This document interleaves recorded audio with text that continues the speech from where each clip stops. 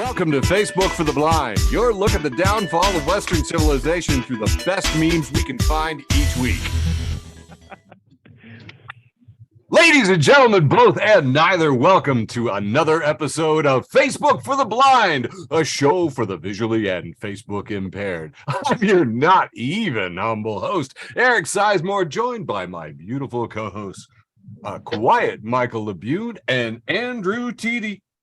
And we're going to get to some funny memes, but first... Oh no, it doesn't work in full screen mode. That's so funny. That's fun. Okay. I got to hit a button. Okay. And then I got to... Okay, and then... Yeah, we'll check it out in post. First! Wow. First! The depressing news. A copyrighted, trademark, registered... part and very essential component of Facebook for the Blind. Today, for March 21st, 2023, all kinds of shit happening. The big news was that Xi Jinping and Vladimir Putin were meeting in Russia, and they were causing all kinds of stinks. Also in the news, new data linking the pandemic's origin to raccoon dogs at the Wuhan market. And I normally wouldn't include crappy, nonsense, irrelevant information like this, but we always try to include a heartwarming animal story. So raccoon dogs, what do they look like? They look kind of like a little raccoon dog, you little ligger, like a brown and a black and all that stuff. Like kind of fun. It's like, that's really cool. It's like there's a young raccoon dog there, and he's got a little foxy face. Anyway, there's one from Mexico City. The International Criminal Court issued an arrest warrant for Putin, which everybody got very excited about in the news because there was a document that they could read from and pretend that it was going to have some effect. But the U.S. does not actually recognize the jurisdiction of the International Criminal Court. So it's really fucking funny. And you're like, oh, well, all we'd have to do is just recognize that. Yeah, but the Pentagon is like, no, that would create a precedent. And if anybody's going to the International Criminal Court, it's like, you know, George Bush and Rumsfeld and really, actually, pretty much every president of my entire life, unfortunately, but that's just the way it goes. Friend of the show, Erica Marsh reports today, holy shit, Texas Governor Greg Abbott is now under investigation for human trafficking of migrants by the D.C. Attorney General. Remember when he pulled that stunt and sent migrants up to D.C.? The AG can bring criminal or civil fraud charges against Governor Abbott. Retweet to thank D.C. AG. Hey, thank you, buddy. That was great. Just to remind you that we're not the only country on the planet that's got really terrible people in government. Macron has enraged France by forcing through a pension bill with no vote. So basically, he just like, you know, is going to lower the retirement age without consulting anybody in the parliament at all. And he can just do it. And, you know, they're saying, oh, nobody thinks that he's going to be forced out. They can have a no confidence vote. But again, the people in power who write the laws have written the laws in such a way that we can't seem to legally get rid of them. And I think pretty soon we're going to remember that, like, oh, that's right. There isn't a legal way to do this. I don't know what'll happen then, but here's a picture from France. Look at this. This is French photography, ladies and gentlemen. Those are French riot cops with their shields and their helmets and some tear gas in the background and trash can flying. That's a good 12, 13 feet in the air. And I'm saying, man, that is pretty good French style photography from Robin Lee, friend of the show. Thank you so much. You can find that one on our Facebook page, FB4tB Weekly Memecast. And if you're not following FB4tB, yes, you are. The reckless capitalism continues this week as capitalist banks were again rescued by government socialism, as phrased by friend of the show, Ralph Nader. Meanwhile, in a normal kind of bank robbery, I guess I should go back and, I don't know, elaborate on that a little bit. But we bailed out like Silicon Valley Bank, Signature Bank, which a lot of people were saying was messing around with crypto, also got seized by the FDIC. And other banks this week were bailed out by other banks. Like they were scared, like a domino effect in the whole banking industry could come crashing down like a house of cards because they've deregulated everything, you know, and that's a common theme. Now, in a more regular bank robbery story, or what used to be considered a more regular bank story, a man politely robbed a Utah bank for $1 and then sat down and waited to be arrested. And by all accounts was very polite. And I would like you to just consider the country that we live in, the richest country on the fucking planet, has a social services net that's so great, a guy decided it would be better to go to federal prison than try to put gas in his car or get a job or take care of himself. No lie with Brian Tyler Cohen. If you're not following BTC, you are missing out. Summed it up pretty well. Trump disbanded the pandemic response team that the Obama-Biden administration had created, and crisis followed. Trump ended the rail regulations the Obama-Biden administration created. Crisis followed. Trump ended banking regulations the Obama-Biden administration created. Dodd-Frank. Crisis followed. See if you can find a pattern. Speaking of train deregulation, 2 BNSF trains derailed in separate incidents in Arizona and Washington State last Thursday. And I don't know, man, but once something starts happening twice a day, is it still news? Or is it just like a normal daily occurrence? And I messed up because I found out later it actually happens on average 3 times a day now. Look at this BNSF train. Even my buddy Ben says, look, it's resting. Can a locomotive get a break? And if you look at this, it really is giving some tired Thomas the Tank Engine vibes. Taking a little dirt nap. Just little choo-choo that went. Yeah, so anyway, that's fun. Meanwhile, the Dominion lawsuit keeps just tossing out nuggets. Murdoch actually said in an email that came out in the wake of the 2020 election that he had insisted that Fox News fire Guilfoyle, whose first name escapes me. Oh, Kimberly Guilfoyle, who, let's remember, is dating Don Jr. right now and was formerly married to California Governor Gavin Newsom, because even though they pretend to fight on TV like the WWF, afterwards they all go out for pancakes. They're all rich. Yeah, they're all rich. They're all fucking rich. They all have homes, in the Cape. Or whatever. They all go to the same 5-star golf clubs and Swiss chalets. Yes. Anyway, but here's the funniest thing. Murdoch at Fox News insisted that Kimberly Guilfoyle be fired for sexually inappropriate behavior. Let that one sink in. Do we all remember Fox News? Do you know what you got to do? What did she show? What does that mean? Did she show up to work without showing cleavage? Dude, she flashed some dudes. She tried to pull them into an office. She was losing her mind in Fox News. Wow. And I know. And I'm like, these people are they would be the coolest people in your frat, or the most terrible people in Dude, This is like my cousin getting fired from that police department in Arkansas, and the reason he was fired was for being, and I quote, too racist. Oh shit! Jesus. Oh my God. All right, I'm gonna fly through the rest of these. This is beautiful. Speaking of the WWE, they are now in talks with state gambling regulators to legalize betting on scripted match results. And my brain broke. I mean, dude, I think reality has finally melted down and fiction has won. Are you kidding me?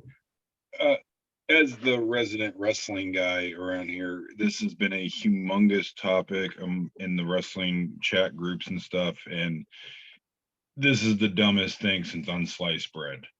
George last night took the opposite side and said that they had Las Vegas gambling on who shot Mr. Burns. And I'm like, well, that's... it's fine if you can keep wraps on the numbers, but this is people with numbers and inside information. You can't. This is ouch, my brain. Yeah. Anyway, so George and I just had to agree to disagree. A lot of storminess coming out all over the country. There was hail, softball sized hail in Texas, and my Texan friends were pretty freaked out by that. Meanwhile, that storm system hit Illinois and we just had weather. You probably don't even remember it.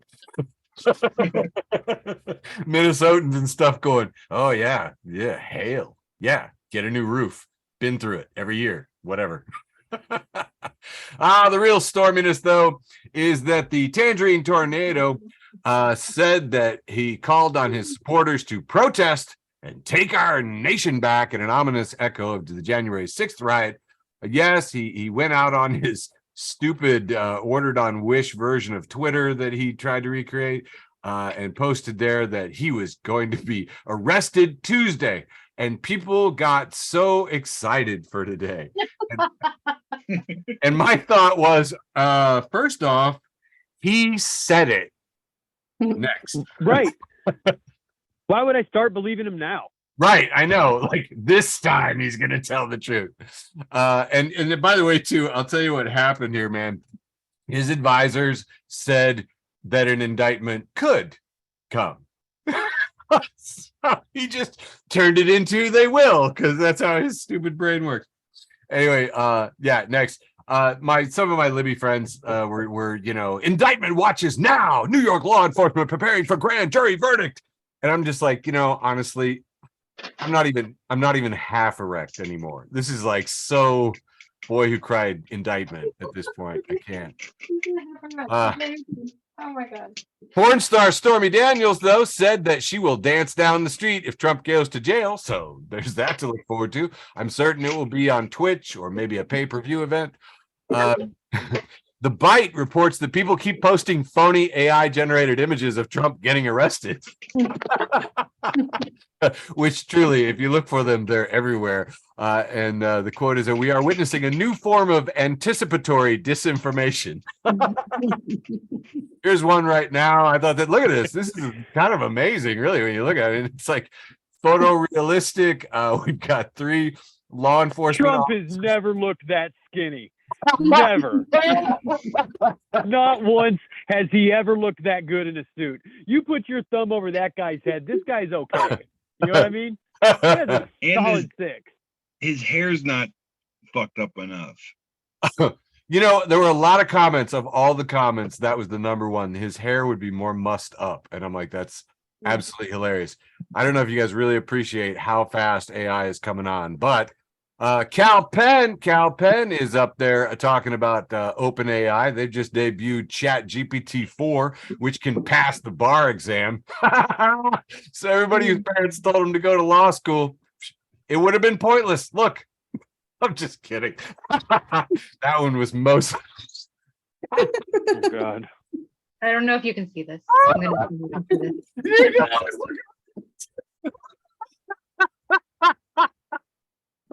Some of these are for me, okay? Anyway, but what I want to point out that's absolutely amazing, I don't know what the viewership is of The Daily Show on cable, but Kal Penn said, what are we going to do if AI replaces everybody's job? And you'll notice here on the closed caption, he says, well, everybody knows it's universal basic income. And I'm like, damn, he just said UBI on TV, like in front of God and millions and everyone. It's on YouTube. So that was kind of fun. They also talked about how the EPA is now going to limit forever chemicals in drinking water.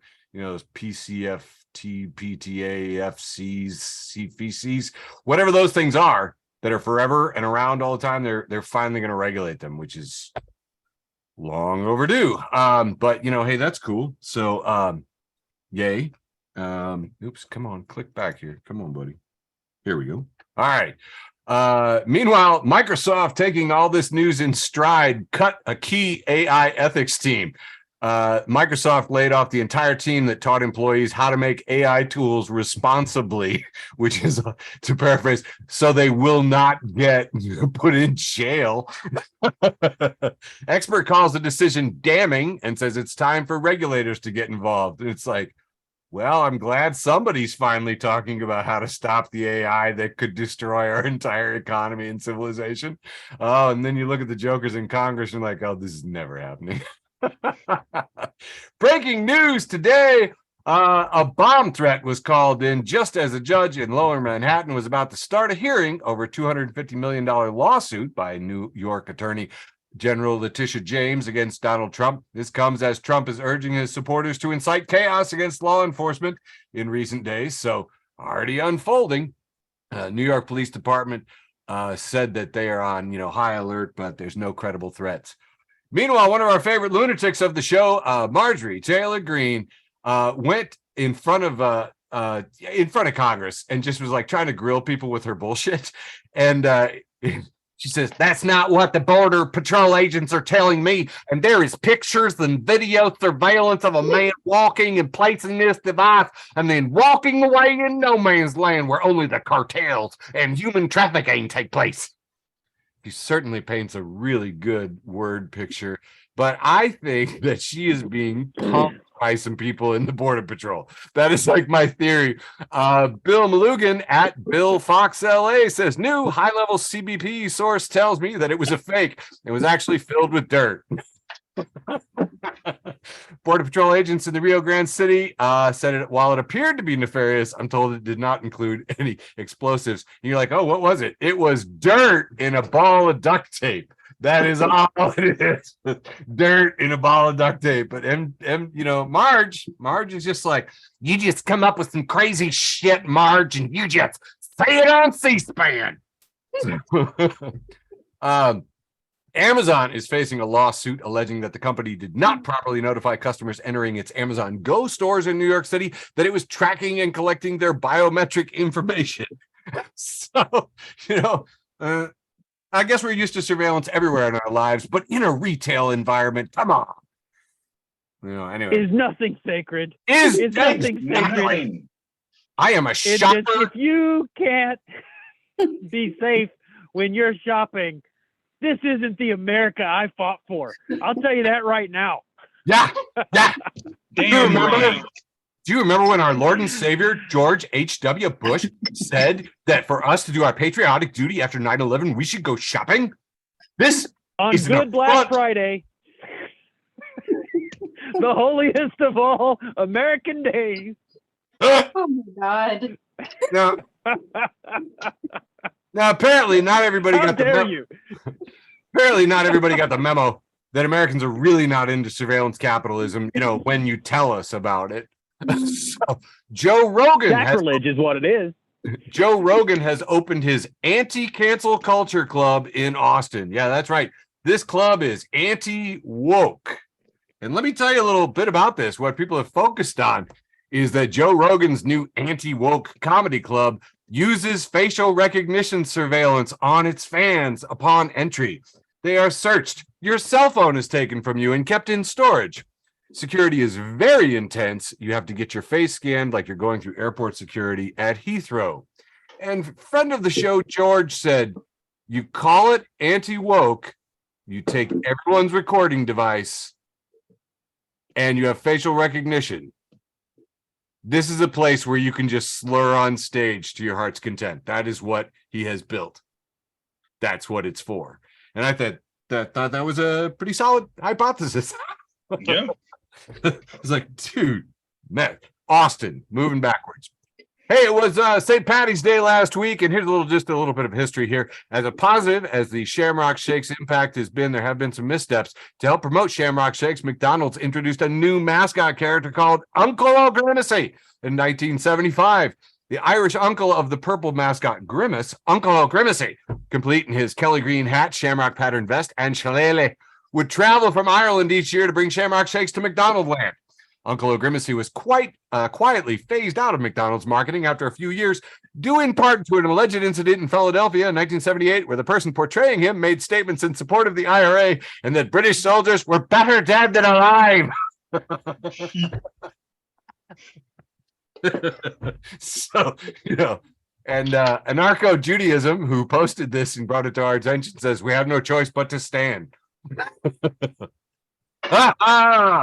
This is my favorite of all the Irish. King of the Leprechauns. Just brings me joy looking at him laughing, drinking from his enormous cup there. The king of the Leprechauns from Darby O'Gillis. The thing that I miss most and missed out on is that George over at Smith Burger was chowing down, making these. Look at this. This is corned beef, 1,000-pound dressing. I don't know what all is on here. Beef, bun. It's freaking crazy. This is the special Frank Costello double beef, slow roasted corned beef, sauerkraut, Swiss cheese, and Thousand Island dressing on a toasted brioche. Frank Costello. That's what he was making. And I've never wanted one of these. I've never wanted a burger so bad. That looks delicious, bro. It does. But anyway, this is my only regret from St. Patty's Day. I didn't get over to see George. That was the Frank Costello. In other huge news, Friend of the show, Tyler, original founding OG of Facebook for the Blind. Tyler and Aaron went on a Bigfoot hunt in Allerton Park and Retreat Center, and they caught him. Look at that. They caught him. Aaron's got a selfie with Bigfoot. I mean, you know, I know it's right across the street, but they exerted effort, and it paid off. Eric, I'm probably wrong, but it looks like this might actually be a human being in a Bigfoot costume. I'm pretty sure it's Tyler in a costume.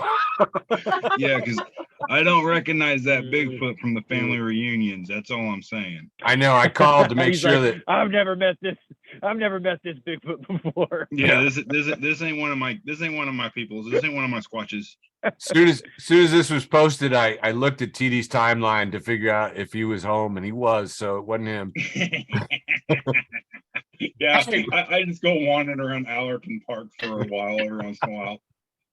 All right, we always try to round it out with a heartwarming animal story, and this week there have been too many. So in rapid succession, the fearsome prehistoric penguin weighed as much as an adult gorilla. An unearthed fossil in 2017 shows that there was a new species of penguin that stood as tall as a person and weighed as much as an adult gorilla. And you're like, oh my God, nothing could top that. Oh no, all kinds of stuff can top that. All creatures, and if you're not following all creatures, you are missing out on some really cute things. Look at these two little Japanese flying squirrels. They're little fuzzy. They look rounder. They look more like a little fuzzy softball with great big eyes like a gray squirrel. But they look so cute. They look like live action Pokemon. They got little hands. I know. You're starting to figure out where the Japanese get this whole, you know, sense of like anime being ridiculously cute. Of course, the biggest news this week actually was that elderly penguins received the world's first custom lenses in a successful cataract surgery. So, you know, that's awesome. Penguins got contacts. We live in marvelous times. Healthcare's great. Woo! It's so they can avoid Free Willy coming to eat them. I don't even know. Anyway, and I know you're like, yeah, but those raccoon dogs, man, how are you going to top the Wuhan raccoon dogs? I mean, what are you going to do? First off, it's Wuhan, hot topic, raccoon dogs. Everybody loves them. You know, China, who doesn't crave some more Chinese? This heading should have been Wuhan raccoon dogs, warm more than your heart. It's a COVID fever joke. That's pretty funny. But nope, that is not the epitome of animal stories. This was it for this week. Bree May sends an unsolicited dick pic. Fuck out of here, Bree May. The dick, if you don't know, looks a lot like Bambi, except it's the size of a cat. It has those scrawny little like deer legs. It's a little Bambi deer that's the size of a cat. This was posted in the Church of Sloths, and if you're not following the Church of Sloths, you are missing out. Look at the eyelashes on that. She has eyelashes on her like you wouldn't believe. And notice in the corners of her eyes, black tears. Black tears. That is so metal. That is our heartwarming animal story to round out the news from Facebook for the Blind for March 21st, 2023. And now on to my beloved co-host with a nice, long round one. All right. Time for my big, long, round one. Glow fuck yourself. Friend of the show, Glow fuck yourself. If you're not following Glow fuck yourself, where are you getting your butt plugs? Kicking off round one with just a simple tweet. It says, if white people can't cook, then explain why you have to show your ID to buy Sudafed.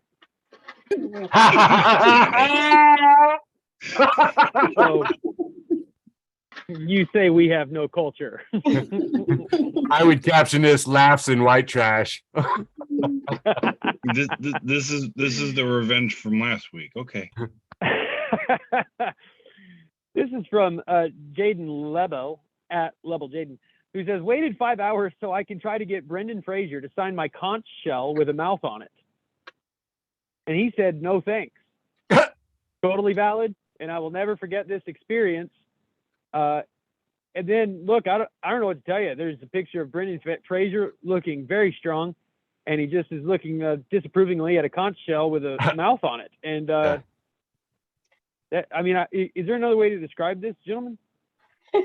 No, it's disturbing. It's a lot. Nightmare fuel. Yeah, it's a lot of effort. Yeah. It's a lot of effort for that gag. I like that this is where Brendan Fraser draws the line. He's like, I'm not doing that. Nope. Feisty Soul Tribe, the group. They just want you to know most of being an adult is whispering, fuck this, while doing it anyway. I've gotten to the point where I don't whisper it anymore. I just say it. I know, I do too. Just that's the military. You're like, all right, fuck, I'll do it. Fuck this. Okay. Right. Anarcho Spirituality, friend of the show, Anarcho Spirituality, that's right, you've been upgraded, has a picture of two wolves, and it says, inside you there are two wolves. One is conscious of ComSec and OPSEC. One is shit posting directly to the ATF Facebook page. They are both on a watch list.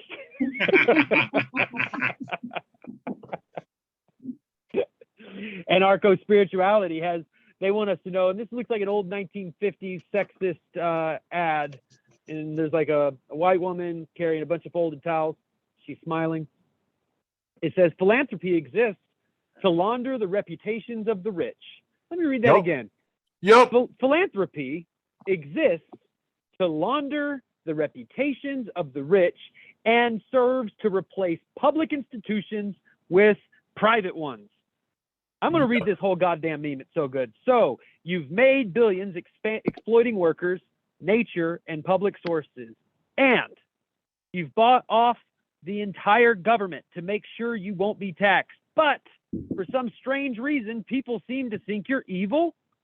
Try giving a tiny portion of your stolen wealth to a cause that's hot right now. Or start your own nonprofit to hoard your wealth, quote unquote, the right way.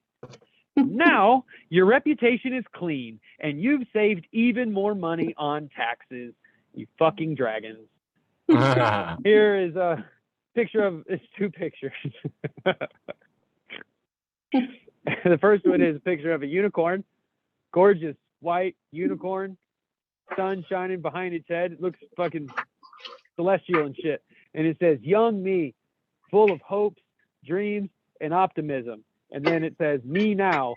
And this is a beat up, raggedy looking horse. His head is dropped. And and where you would expect a horn for a unicorn, there's a smokestack. One of those red and white striped ones with like black soot coming out of it. Yeah. I feel this so hard. This looks like a Soviet horse. This is a Soviet horse that's been rode hard and put away wet. This is all right. And it's only like 2 years old. Like it just looks that old because it's drug a coal cart 100 miles every day for its whole life. It's like literally never been healthier, and it's still that bad. Anarcho Spirituality, who I want to say, like, this is the wholesome round, right? And like, what's more wholesome than anarcho spirituality? You know, nothing. This is a picture of Van Gogh's Starry Night at first glance, and it says, when the U.S. finds out Van Gogh used oil for his paintings. Oh, God. And when you look a little closer at Starry Night, you see that's right. There's jets. I don't know what kind of jets. I was in the Army, not the Air Force. They're F-14s. Scary, bummy danger jets. Yeah. They're we're going to steal your oil kind of jets. I got to point out something here. This week marked the Ides of March. Yes. Great song. Which is when Julius Caesar was killed. And I'm gonna say something here. I didn't bring up the meme because it was too much work, but I got, for the first time, I got censored from Facebook. They said that I violated their community standards. True. I violated their community standards with a joke about Julius Caesar. I'll tell you what it was when I get through this round. So Trash Can Paul has this picture of Julius Caesar, and it says, rest in peace, Julius Caesar. You would have loved salad. And then Pelagio says, Caesar, beware the Ides of March. Don't meet with the Senate. Caesar. And you see it's a picture of Ron White screaming in the back of an SUV. Not Ron White. What's this guy's name? Mr. White? Walter White. Yeah. Walter White. Ron White's the guy who like tater salad comedian, Yeah. right? Anyway. Yeah. I think it would have been funnier with him. Trash can Paul's back. This is a picture of one of those those like 100-gallon trash cans that they had in grade school, and it says Brute Rubbermaid on it, except somebody put stickers in front of it to make it say A2 Brute. So I just want to say I posted all these into my story, and I ended it with a simple just like bottle of Caesar dressing with a steak knife through it. That's all it was. It was a bottle of Caesar dressing with a fucking steak knife through it. And yeah, I got censored, even though Julius Caesar's been dead for like over 50 years. Too soon. Too soon. I've seen that meme probably That's like right. the last 5 years. I put it on this show. Ah, You know what I mean? as seen on FB4tB. Somebody reported me. Somebody probably reported me. And it's probably because they're fascists, whoever they are. A lot of that going around. Lot of What are they, facts. pro Caesar? What are they, pro Caesar? That's your fucking hot take? The Senate was wrong? Get the fuck out of here. That's the hill you're Brutus gonna was die a hero. on. Pro Hero. Caesar. TD, you all ready? I'm ready, willing, and able. All right. All right. Sizemore kind of alluded to this earlier in the first meme we have in the world famous, often imitated, never duplicated TD short round one. Ooh, copyright. Friend of the show, Deborah M, just says riots if Trump is indicted. Civil war, LOL. This from a bunch of Muppets that cried about wearing a 2-ounce face mask during a pandemic. And I just love the fact this is the first time I've ever heard the word Muppets used in a derogatory fashion. And I'm kind of for it. Sure. Nice. All right, moving on. Friend of the show, Kristen Unakis, repost from more memes, damn it. And it just says, man survives bank failure crisis by not having any money in the first place. And it's just a dude, early 20s, standing there, thumbs up. Yeah, you can't be a victim of the bank failure if you're fucking broke. Dude, that is smart. That is brain smart right there. Yeah, that's why I never pay attention to anything financially, because it doesn't affect me. I'm broke. All right, moving on. Friend of the show and my cousin, Sabrina Murray, just says, assigning roles. God, the sun shall fuel all life on earth. Sun. Okay, that sounds good. God then goes, and the moon shall make tiny waves and werewolves. And the moon's like, hell yeah. Nice. I mean, the moon kind of got the badassery. It makes waves and werewolves. That is and pretty it's metal. supposedly made of cheese. Can we live without it? What's that? No, probably Can we live not. without it? Probably not, because it picks up all the meteorites. Mm. Yeah, like we Meteorite flavored cheese? moving Flavored meteorites. Darn it. It's okay. We still love you. Yay. All right. Fleur de Lally. I just met you. Post a picture, and it's that famous picture of the opening of Gilligan's Island where it shows the boat, the SS Minnow. And they say the boat used as the SS Minnow in Gilligan's Isle was a 1964 wheeler with a cruising speed of 12 knots, which means they couldn't have traveled more than 41.5 miles. Now I'm starting to doubt if that show is even real. The 7-year-old in me is laughing his ass off. And every week someone else like the damn Harlem Globetrotters showed up on the island. They got to go home, but Gilligan never got to leave. All right, friend of the show, Michael's personal favorite, dad jokes. Oh, God damn it. See last week's episode. Just post a picture of two guys in a car, and it's a driving test, and the instructor goes, turn the car on. Me, okay, rubbing interior. You like that, you filthy fool. And the instructor's like, okay, we're done here. That's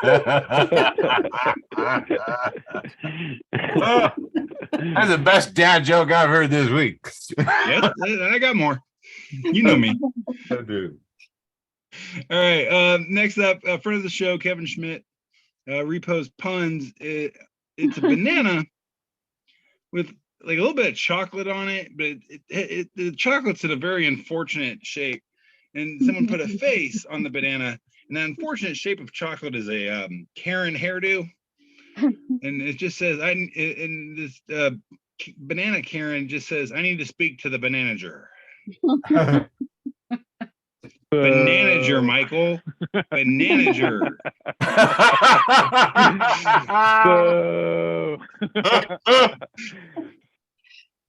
Okay, next up. Cats on cocaine, friend of the show, Cats on cocaine. Post a picture of this cat. It's just like a painting of a cat or something. It says, while I nodded, nearly napping, suddenly there came a tapping of someone gently trotting across my chamber floor. Thou hast eaten, I muttered. I shall not feed you any more. Quoth the kitten, feed me more.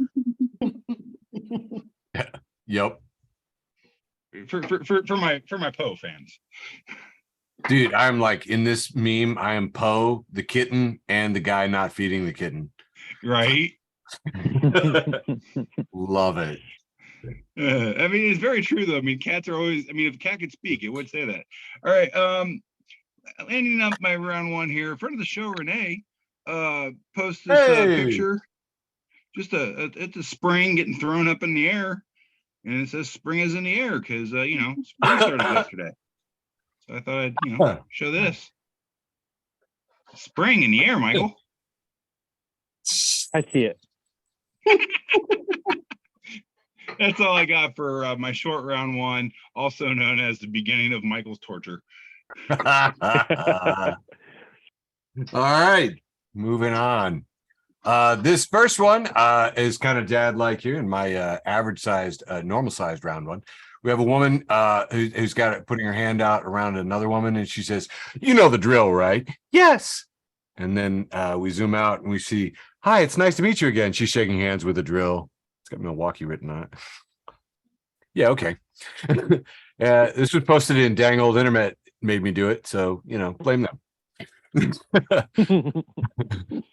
Joe Long, no, friend of the show, says, I would love to be the bus driver for a mystery route. Oh my God. John Hyphen posts, not only is public transport free in Brussels, but they even have a bus called the Not the 48, which takes you to a mystery location if you're feeling a bit down or you just don't have anything to do that day. Something for other cities to consider. Very modern bus, and the sign just says Mystère. Posted in Dirtbag Urbanism, and you know what? I'm becoming a bigger fan of Dirtbag Urbanism these days. Speaking of, this is a picture of the annual event called Chicago Henge. That is where you can point your camera due west down the street and catch the sunset in all of its glory. This particular Chicago Henge sunset is shot from underneath the CTA tracks on the eve of the vernal equinox. It's got a nice little radiant starburst there and reflection in the concrete, and it kind of looks fun. So I thought I'd share for the wholesome round. All right, moving on. Geologists have discovered a new layer beneath the earth. And the headline in futurism.com says, scientists discover molten hell zone beneath Earth's tectonic plates. And I got to tell you what, there's 438 engagements on this thing, and the vast majority of them are idiots who are just saying stuff like, wait till they disclose that they discovered another quantum dimension of reality is present down there too. Hell is literally real.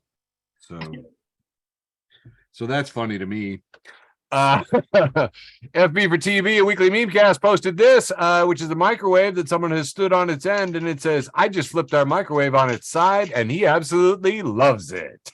Because it does look very cheerful. With the swoopy window and the dials like eyes, it does. He looks like, hey! It looks very, 1970s smiley face. That was from Mike Ingram for everyone. If you're not following Mike Ingram for everyone, you are missing out, man. This one here is a 8-panel. This is an 8-panel. And this is my guy who played Short Round in Indiana Jones. He says, I was at D23 and Harrison Ford was outside my room. The last time he saw me, I was a little kid. I was so nervous. He had that famous grumpy look and he pointed at me like this. I thought, oh no, he thinks I'm a fan and he's going to tell me to leave. Instead, he says, where are you, Short Round? I was transported to 1984 and I said, yes, Indy. And then you see a picture of Harrison Ford and Short Round. I do not remember this guy's name. I should have written it down. I'm so sorry. He just won an Oscar and I like him a lot. That guy.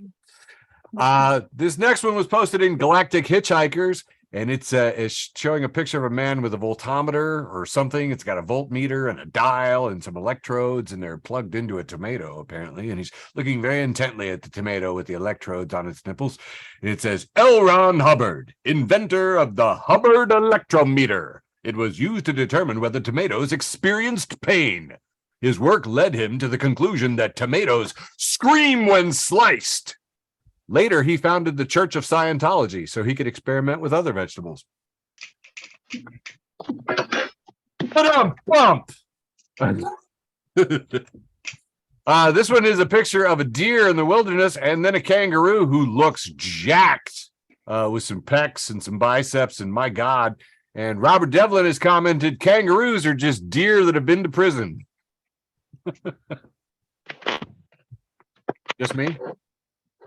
All right, okay. Really?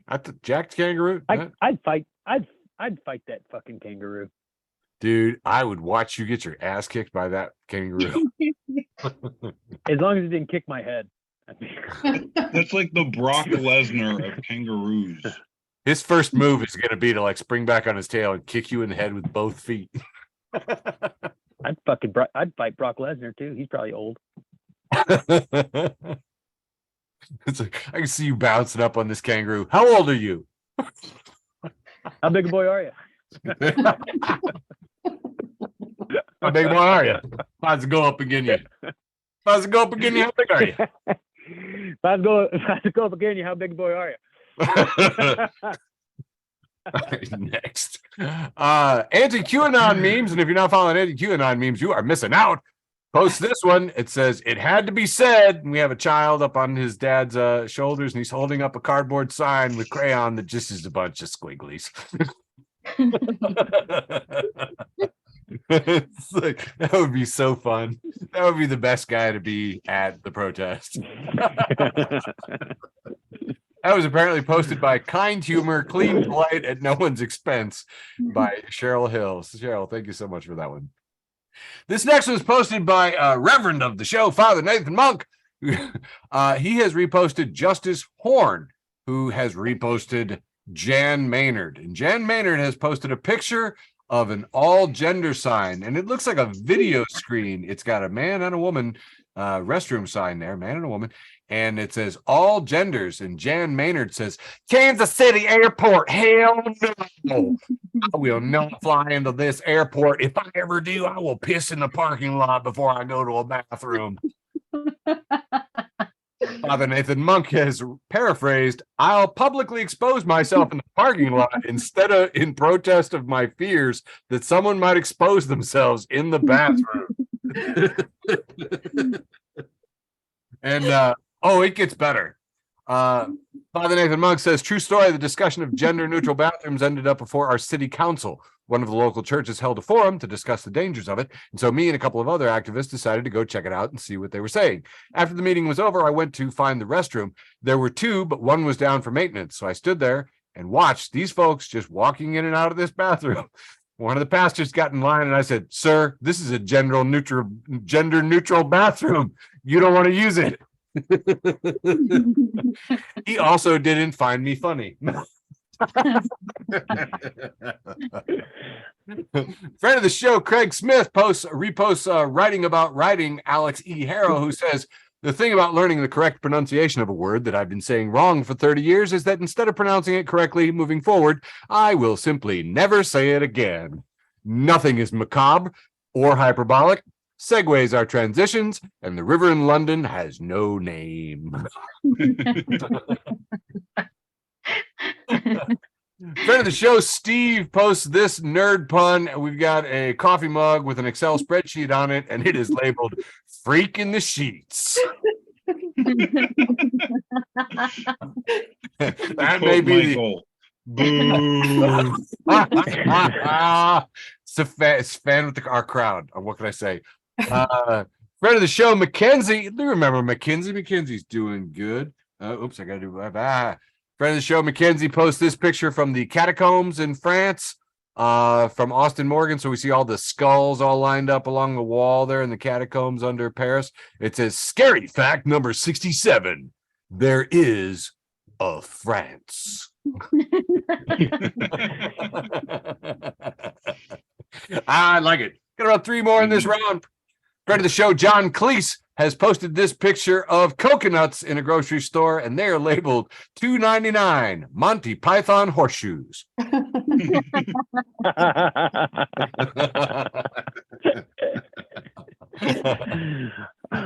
of the show, Served from Scratch, reposts Kevin the Dad at Kevin the Dad, who says, "I told my 5-year-old that his teacher wouldn't like me sending my kid to school with a lollipop for lunch, and my son said it'd be okay and that I need to stand up for myself." I can hear your kid saying that, Labune. Yeah, seriously. Either one of my kids. It's like, oh man, I should have had Michael read this one. All right, last but not least for my wholesome round. Are we in the wholesome round? My God, we're in the wholesome round. Yeah, we're still in the wholesome round. Dear God, we got to speed this up. Okay. Friend of the show, Carol Jenner. Anyway, she reposts Elizabeth Hackett, who says, "I'm quiet and hate confrontation with neighbors, so I renamed our Wi-Fi. Maybe calm down with the goddamn leaf blowing, Greg."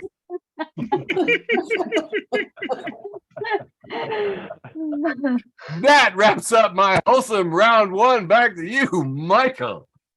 all right, kicking off round 2, the irreverent round. Televangelist madness. That's right. It's March, everybody. Televangelist madness is kicked off. Here we have a picture of a bracket. On the left side, we have Pat Robertson. He's number 1 seed against Creflo A. Dollar, number 8 seed. Jerry Falwell is number 3 seed against Jimmy Swaggart, who's the number 6 seed. On the other side, we have Billy Graham, number 2 seed, who's up against Joel Osteen, number 7 seed, and Jim Baker, number 4 seed, is up against Oral Roberts, number 5 seed. And so I don't know, maybe it's that I've always liked to gamble, but I got Creflo A. Dollar for the whole damn thing. That's me. Katie at Katie. Very Oldham. popular books. Very popular books at the library. That's right. Katie at Katie Oldham says, "Ever realized how fucking surreal reading a book actually is? You stare at marked slices of tree for hours on end, hallucinating vividly." Great point. Nice. That's good. And this is a picture of the galaxy and Milky Way. And then there's an arrow pointing to just like a fucking random spot off to the left. And it says, "You are here, crying in the shower before work." Listen, the most embarrassing part about this is that you can see that I liked it before I screen grabbed it. I just want to know, why are you spying on me again, Labune? Hey, TD, why don't you read this one for me since you spoke up? Okay. We got an article from the New York Times here. It says, "How to feel alive again." And before you can read anything else, it just says, "You have reached the limit of your free articles. You ain't reading shit, bitch." Sorry, if you don't have $1, you can't feel alive again. The Onion's reporting. The Onion, friend of the show, The Onion, at The Onion, has a picture of a white guy with square rimmed glasses, and it says, "Conservative historian claims diversity ultimately doomed the Third Reich." Oh, God.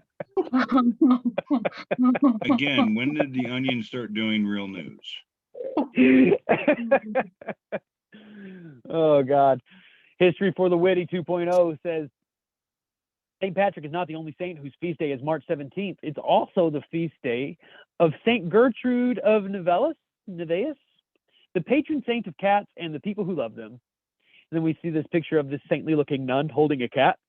And it says, it happens every year. Patrick this and Patrick that. No one remembers me and my cat. There is a saint for crazy cat ladies. That's awesome. It's Yeah. According to History for the Witty 2.0. Yeah. Dude, I I'm didn't pretty know. sure there's a saint for every freaking thing you can possibly imagine.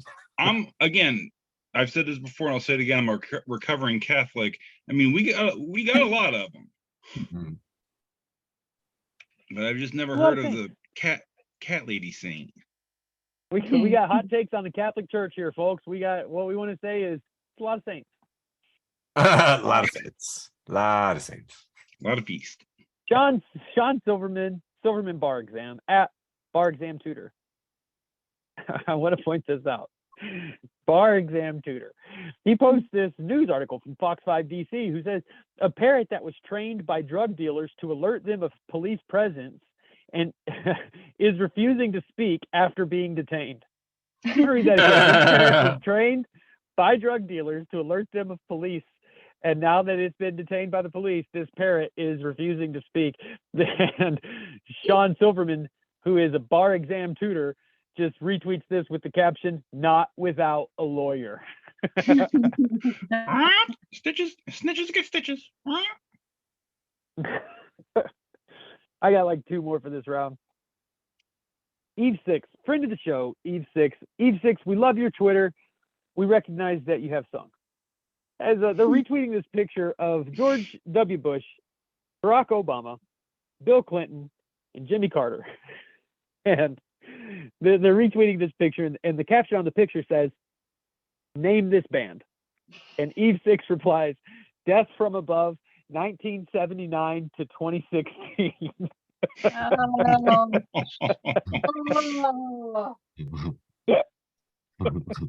God.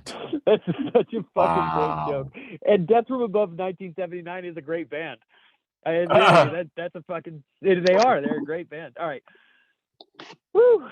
I think I don't know. Maybe this is my last one. We'll see. Hang on. No, I have two more. This is from Rads at Feeling Euphoric, who says, "Shoot for the moon. If you miss, here's a gentle reminder that the moon's diameter is 3,475 kilometers, and you could not have fucked this up more." And my last one for this round, round two, the irreverent round, is Trash Can Paul, and it's got a picture of it looks like Moses or something, and his hands are outstretched, and his fingers are even spread out, and there's lightning striking behind him, and he looks like he has wild white beard and hair, and it says, "Don't be part of the problem. Be the entire problem." Yeah. And that's all. Let's see what you got for round two, Mr. TD. In the pork pie. Okay, here we got round two, the irreverent round, or as I like to call it, the what the fuck round. Yep. As has been pointed out before, we haven't really established the identity of round two as strongly.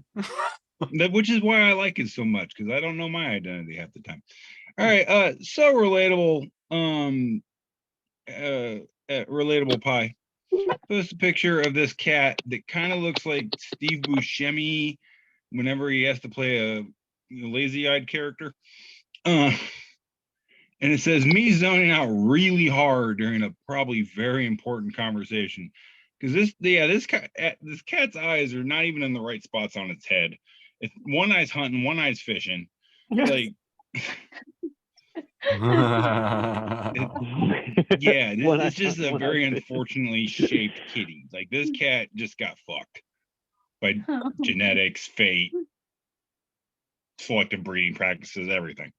Something. All right, moving on. Crab Rangoon memes, friend of the show. Crab Rangoon memes. It's a graph, a chart of what attractive men tend to drive. Percentage of women who said that attractive men, drive for, say, a mail truck is at 1%.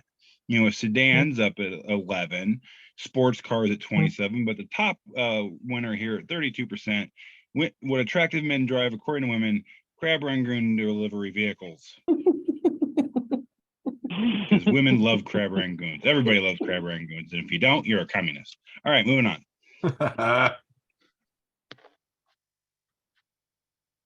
Friend of the show, Chelsea Renner, repost from food and places that shouldn't be. And it's top has got a picture of a strand of wheat. And it just says wheat. And on the bottom, it's the same strand of wheat, but it's got a guy skateboarding on it, and it says shredded wheat. There you go. Nice. All right, moving I on. like it. Actually, I think that, dude, is that Lil Wayne? Lil Wayne, like, It kind of looks like, it Lil does kind Wayne. of look like Lil Wayne. There's a video Now you that came out a mention it. couple weeks ago of him skateboarding. It was pretty impressive. Mm. Sorry. All right, Didn't next mean to up. disrupt your flow. I don't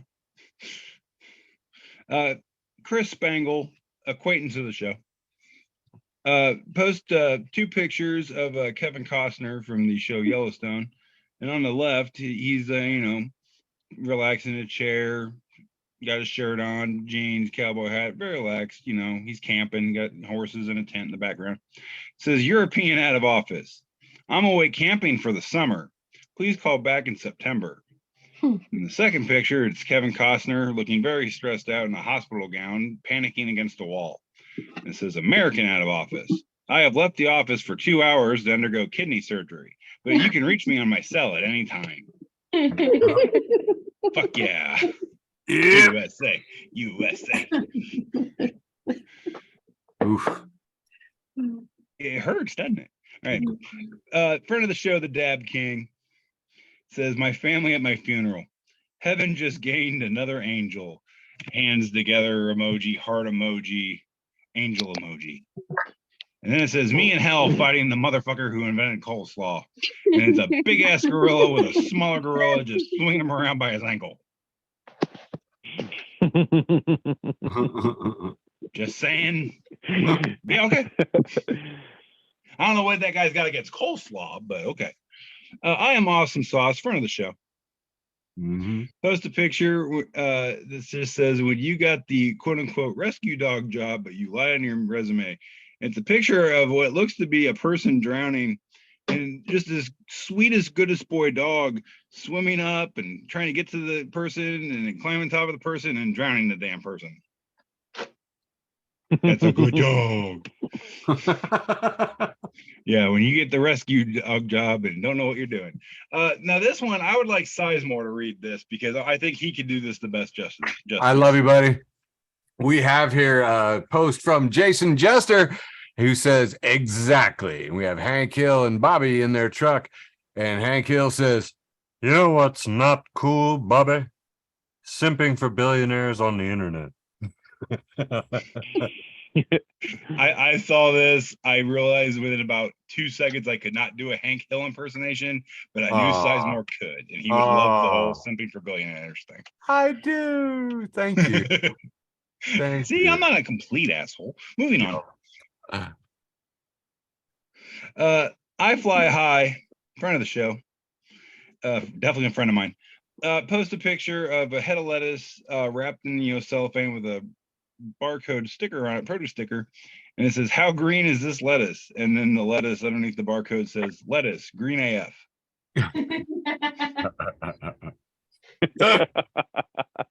See, not all my puns and dad jokes are that bad, Michael. Just embrace them, buddy. I like We that. all heard you laughing. He recorded that shit. Right, and now that I slightly got him won over to the dark side, I'm gonna totally piss him off. Levine, would you read this one for me, please? Oh man, this is a picture of a white guy in a blue shirt, and he's got some of those. He's like one of those dirt digger people who they don't get paid much, but they seem to be happy.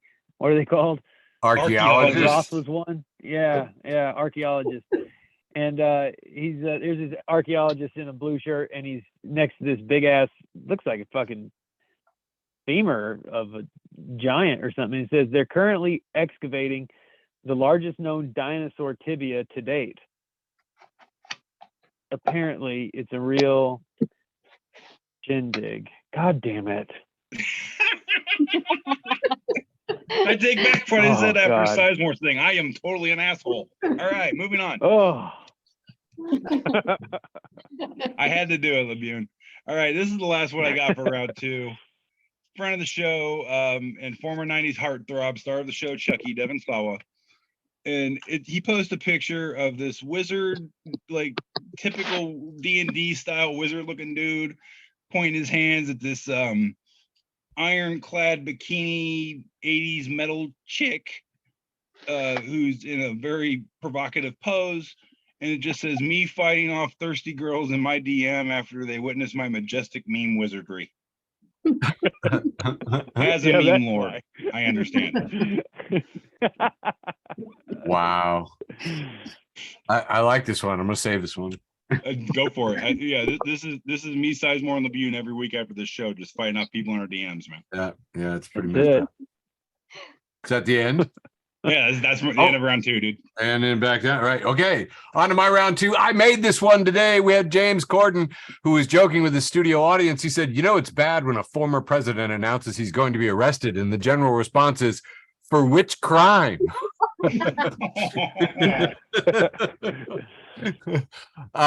Canadian Fletchy posts, I don't know who came up with this one, but then lots of laughing emojis, and it's a weather report. It says Monday mostly sunny 54, Tuesday mostly stormy, with a picture of Stormy Daniels. I think they had a missed opportunity there. They have the temperature at 63. Yeah. I'm just saying they should have went up about 6 more degrees. Nice. Moving on, lots of AI pictures. So many AI pictures. I think I like this one best though. You've got officers and this tubby ex-president just jogging in the street, like, sir. You can hear him.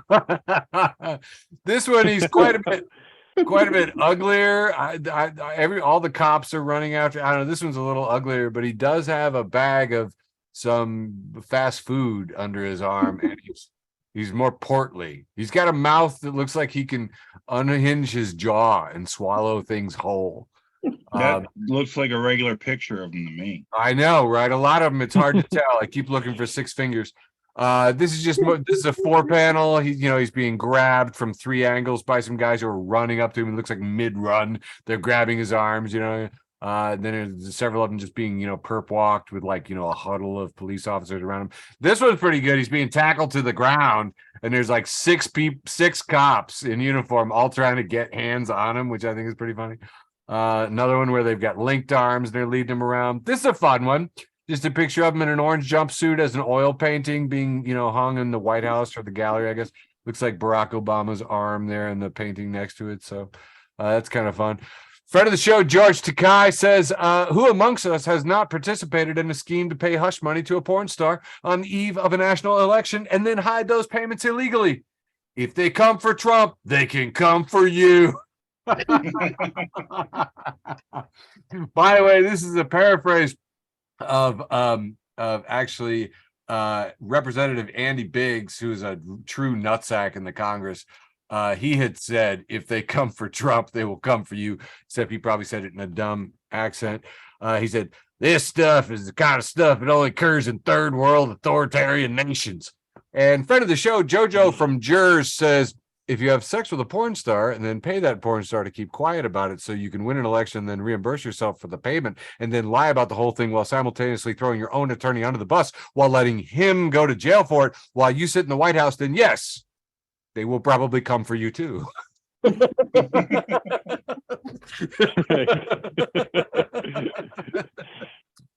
Oh man. Here's a picture of Jesus who says, let he who hath not paid for sex with a porn star just after the birth of his 5th child with his 3rd wife cast the first stone. You know how much I love news and headlines, just funny headlines. Al Franken, guest hosting the Daily Show this week, ran this one from the Independent. Trump supporters have floated a patriot moat around Mar-a-Lago to protect the ex-president as charges loom. So, a patriot moat. Whatever. You know, and of course the defenders are kind of idiots for the most part. We have a headline here. It says a huge group of people show up near Mar-a-Lago to show support to former President Trump.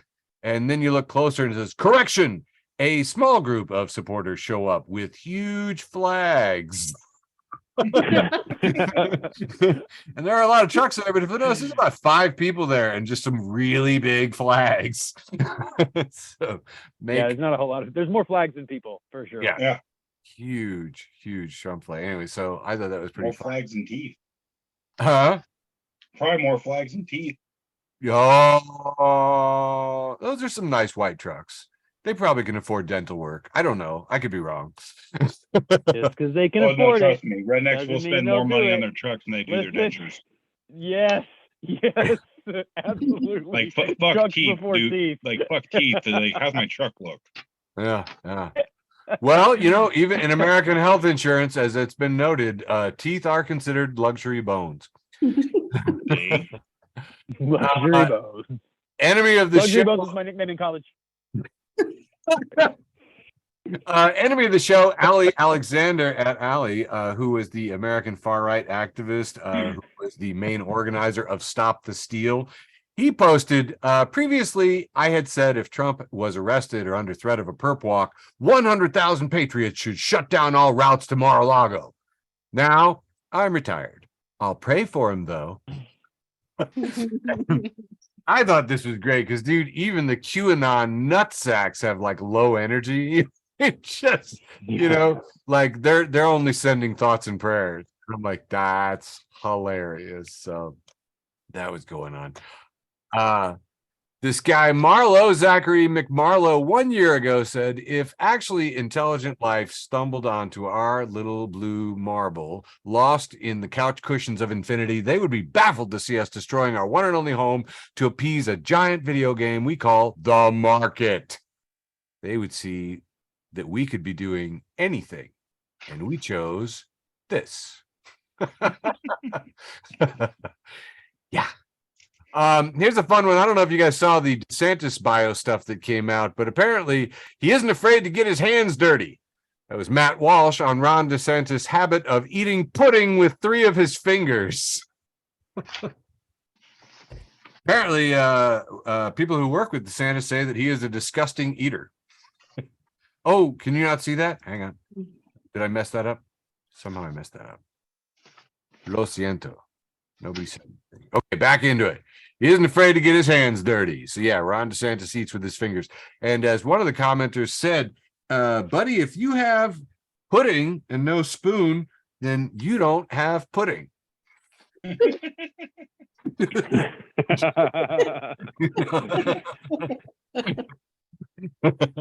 Okay.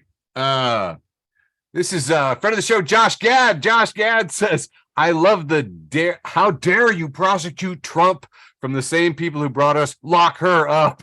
Lock her up. Oh shit. Top reply to Josh Gad is Jen, who posts a picture of Snoopy sitting with his typewriter on top of his doghouse, typing ... And then America was saved by a porn star. The end.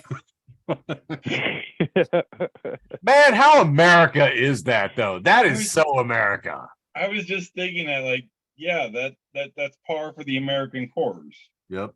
That's right. Friend of the show, Jeff Tiedrick says, holy fucking shit, the lock her up crowd is in full fucking meltdown mode right now. And I, for one, could not be more entertained. Pass the popcorn.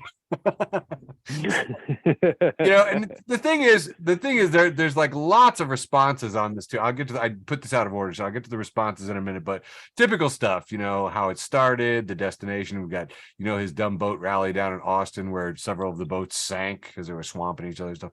Anyway, I'll go with some of the typical responses here. But first off, Father Nathan Monk, making a second appearance in the show, says, not today, Jesus. Said, I thought original sin meant we had to come up with a new one every week.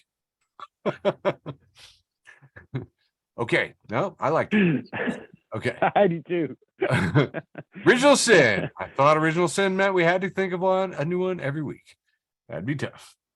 This next one is a 3-panel from Spider-Man, and I know this is the Green Goblin's like son, but I cannot remember his name. TD, anybody? Harry Osborn.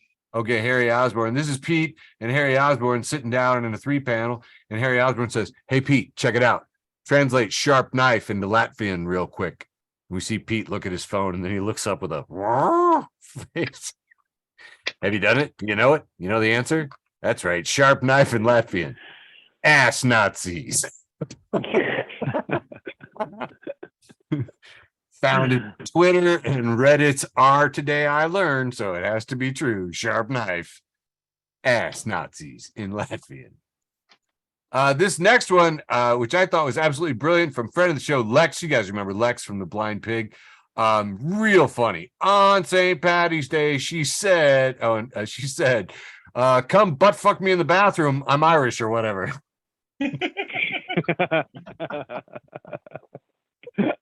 And I laughed my ass off at that. And then about 9:52, it says, "No one else can see your post." To which she copied it and pasted it up there. "Oh, fuck you, Zuckerberg."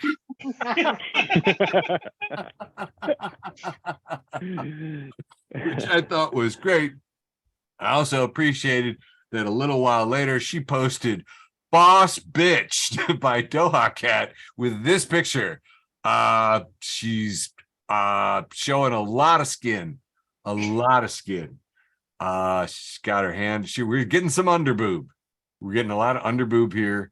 And to remind you, I'm pretty certain that this is all to say visually, "Fuck you, Zuckerberg." So, just to clarify. Again, I wanted to get back to this stuff with all of the Trumpsters, people responding to Trump going to jail and like getting all stupid excited about it. We've replying to Jeff Tiedrich's post about, him going and this stuff. We've got a lot of people in orange jumpsuits, and we can see Melania waving to him through the window from the other side, in prison. We got Don Jr. looking pretty coked up in a MAGA hat, talking to Dad on the phone here. That's, mildly funny, but nothing we couldn't have seen before. I thought this reply was actually pretty good. A dump truck full of laugh emojis being dumped out. I'm sure that was originally an animated GIF. Very cool. Giant sucking sound also posted. This one with the snotty baby captured. Note the bubbles coming out of the baby's nose. I was like, yeah, they're really super babies. This one I thought was artsy. It's just a melted Trump. Here's the weird part. That's a pink flesh tone rubber pancake of a thing with legs and an ass and a lumpy back. But I does it not resemble Trump? I don't know how. I'm looking at this, and it does look like Trump having a meltdown and becoming a wad of gum. But the resemblance is astonishing, and I don't understand why. Because that's got to be. Other than the fact it's not orange enough. Well, that's mostly his head, which we can't see. Oh, okay, fair. Yeah, probably a very orange head on this. I don't know, but it looks like some Doctor Who crap. Anyway, I've got a couple more here, and then I'm wrapped. This kind of stuff actually pisses me off in the other direction.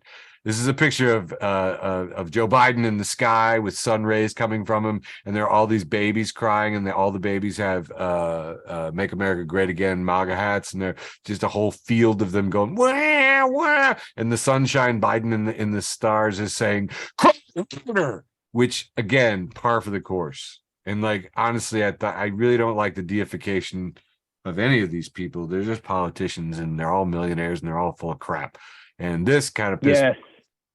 I just want to say amen to that. Yeah. That's all. But then I went about 8 or 9 of them deep, and this one was pretty funny. And we got a picture of Hillary Clinton pasted onto a scene from Silence of the Lambs, and Trump is pasted on Hannibal Lecter behind bars, and Hillary is smiling and says, "I brought you some emails to read."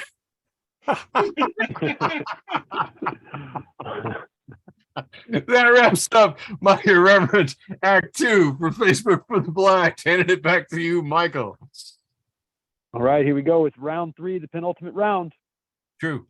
Not starting there. We're starting over here with Bobby Wasabi, who says they got a freak on that graphic design team. And then we see he's retweeting PETA, who says, "Your dog wouldn't do this to you. Don't do it to them."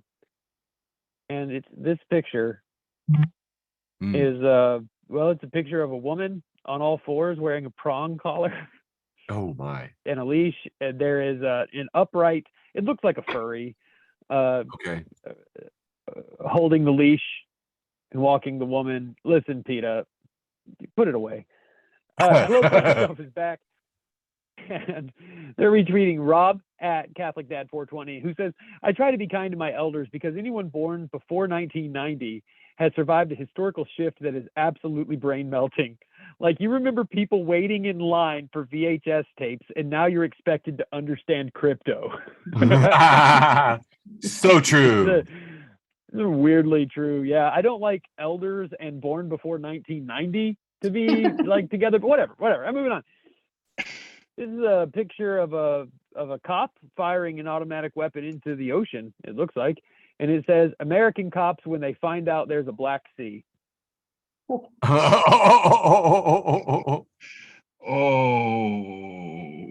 Listen, I want to leave this. I'm going to tell you, I really deliberated on whether or not that I was going to put this one up. But yeah, I think that we should talk as much as possible about police brutality and fuck police brutality, to quote the saints and prophets that are the band Anti-Flag. Moving on.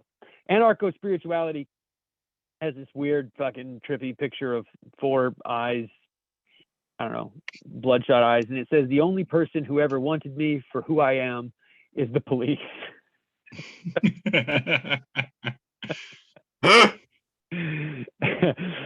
Anarcho-spirituality again. This time you're looking through a peephole and you see there's 1, 2, 3, 4, 5, at least 5 cops dressed in SWAT gear.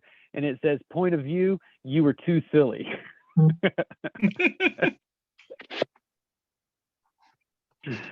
Trump dot countdown. Lock him up. New York. Post this picture of and it says looking ahead to Wednesday morning, and it's a picture of Pete Davis holding hands with Melania Trump.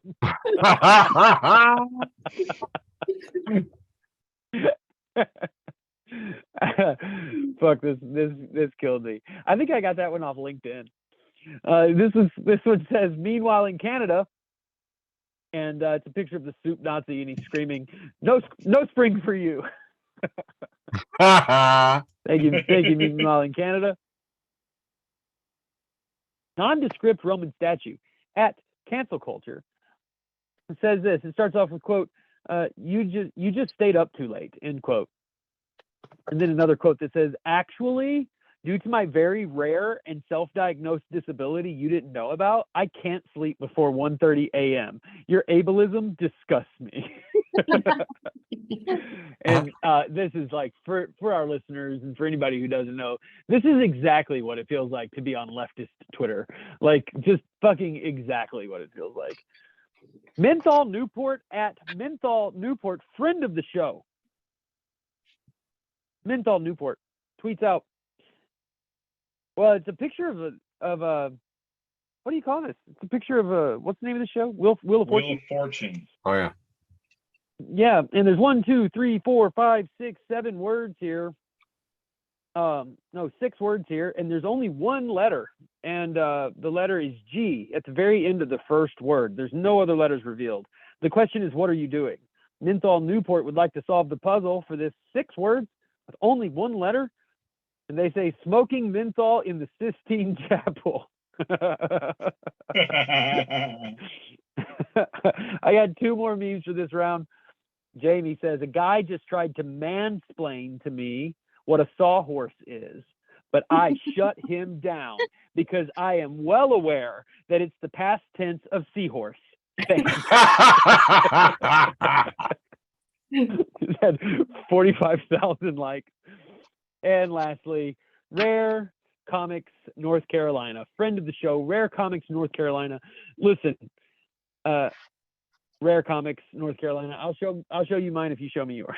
This is a picture of Leonardo DiCaprio, who is wearing a white polo shirt. He's looking very fucking rich, and he's holding his hands up like, excuse me, and he's kind of smiling, and he just looks, he's definitely on a yacht, and it says, people see my collection and think I'm rich. Bro, I'm just irresponsible. And That is some deep comic book nerd shit right there. But listen, as I sit here in my dungeon surrounded by my comics, yes, I am in this meme. Back over to you, Steve. TV. All right, bringing this turkey home. Friend of the show, Jason Jester, just posted this picture, and he says, "Calm down, Sideshow Bobs." And it says, "When homeboy says his hair is more broccolier than yours," and it's a couple of high school age kids. They do look like Sideshow Bob from The Simpsons, or their hair is made entirely out of broccoli. Like, I don't know why kids can't comb their fucking hair anymore, but yeah, everyone's got this poofy, doofy hairdo thing. And yeah, homeboy says his hair is more broccolier. Go cock that motherfucker. Ooh. Friend of the show, Jason Jester, once again, just says the torch is passed, and it's a picture of Leonardo DiCaprio with long hair and a bad mustache, looking kind of proud and sad all at the same time. And the son says, the son is labeled failing every class. Dad, I'm disappointed. Son, hi, disappointed. Nice to meet you. And Oh God. And Leonardo DiCaprio is labeled Dad. Yup. Yeah, he is. The kids are gonna be all right, you know. Right, you're gonna be okay. Moving on. Friend of the show and another one of my cousins, Rodney Shanowski, repost from Fensitivity, says, "Boss, I expect you to be nicer to your coworkers. Me." And it's a picture of Dwayne "The Rock" Johnson just saying, "Lower your expectations." Nice.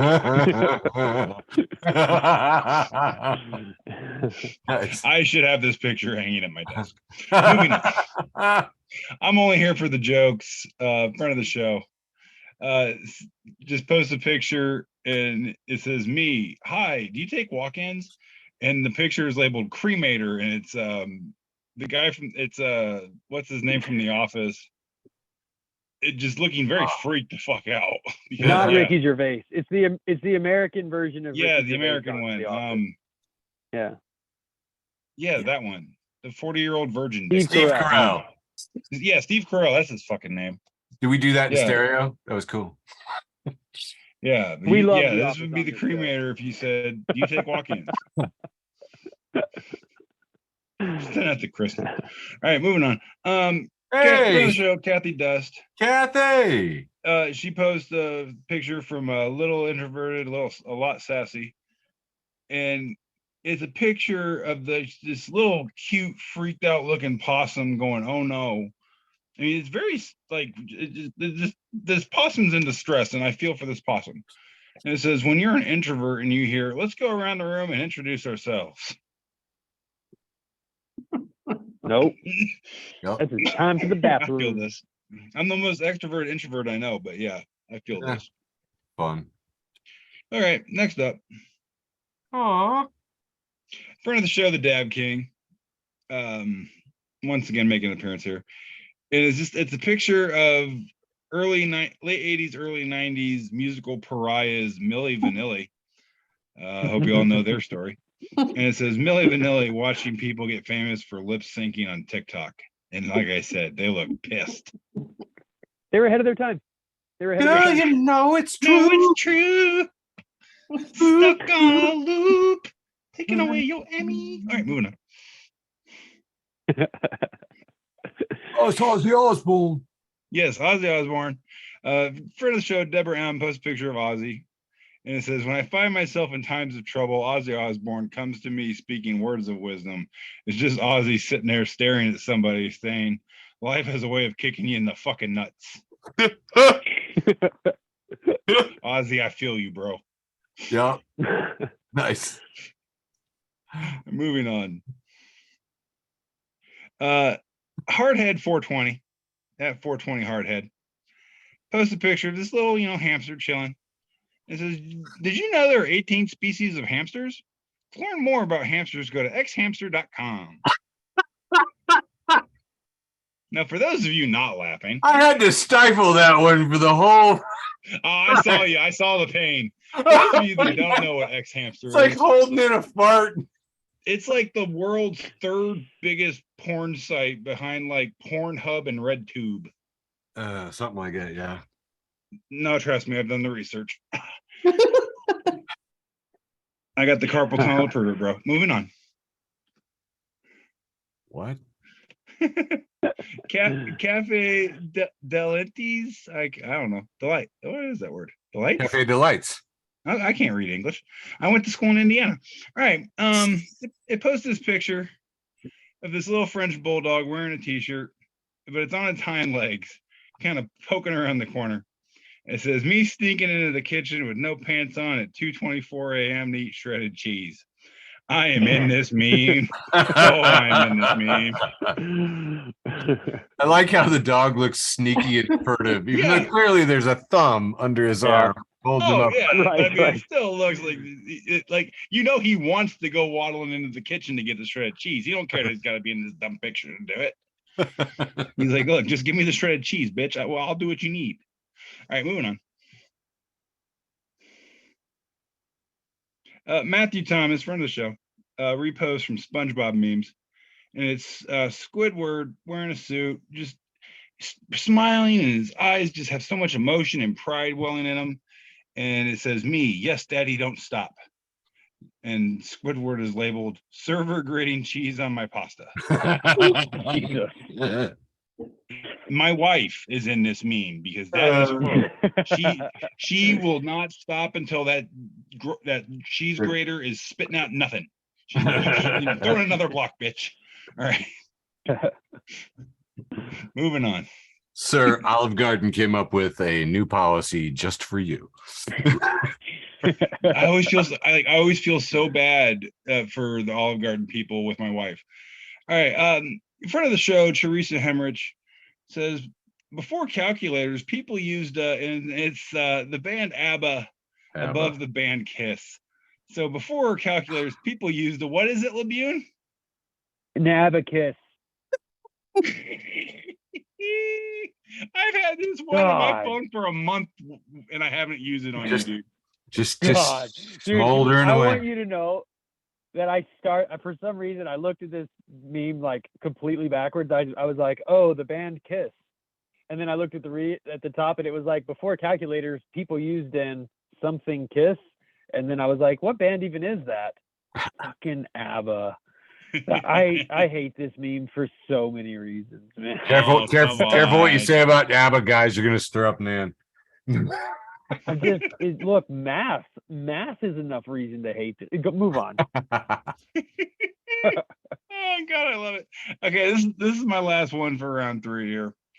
Friend of the show, Timothy J. Wagstaff said, "I said what I fucking said," and he just post a picture that says, "Parents, whenever they hear somebody say their pets or their kids, and it's some guy just kind of rolling his eyes, going, 'Oh, please.'" But then Timothy responds to this meme by saying, "Look, all I'm saying is it wasn't a pet who fell into that enclosure and caused the death of Harambe. Hashtag F them kids." And he's got a point. My pets are my kids, and this dog is not responsible for the death of any gorilla. Although if she was, we would spin that. That's a huge dollar. Oh yeah, we protect Trixie. Trixie takes down Harambe. Big time. Heck yeah. All right, going into round 3, the penultimate round. This is Brutus and Pixie. And if you haven't joined Brutus and Pixie, where are you getting your Pixie info? 6 panel with some kind of onion head looking character sitting in front of a coffee cup. And he says, "Coffee, you're my only friend." And you see a smiley face in the coffee and it says, "Birth is a curse and existence a prison." Onion head says, "Too dark." Pour some milk into it. Then the coffee says, "To live is to suffer, to survive is to find some meaning in the suffering." Onion head says, "Perfect."